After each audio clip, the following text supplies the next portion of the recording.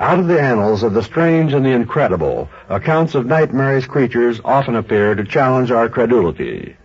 Here is a story about one such creature, a fantastic creature called the Abominable Snowman.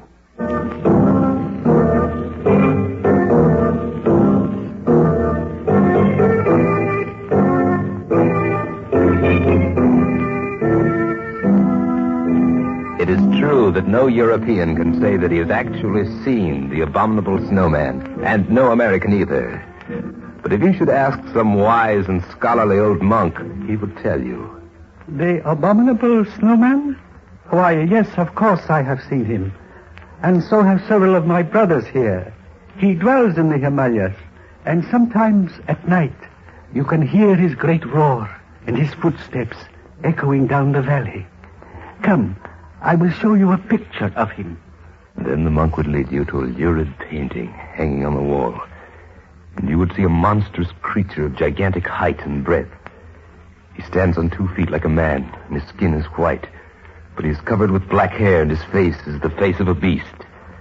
And if you should travel into the neighboring countries of Nepal or Bhutan, and if you should speak of the matter to one of the Sherpas or other native groups that inhabit Central Asia, the thing that would startle you would be the close resemblance between the picture he paints in words and the picture that hangs on the monastery wall. For they have seen him with their own eyes, and they have heard his roar.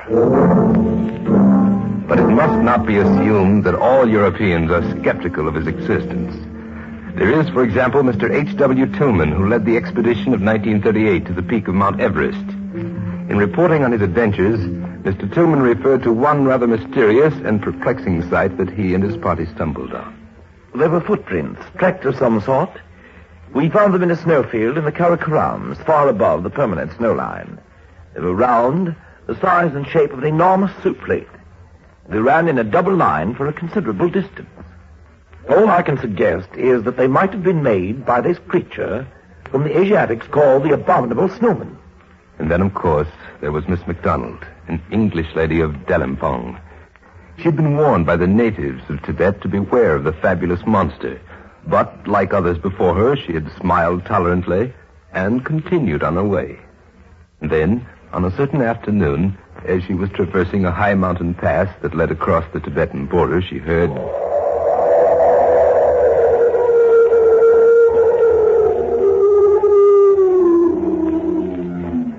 It was not the roar of an avalanche.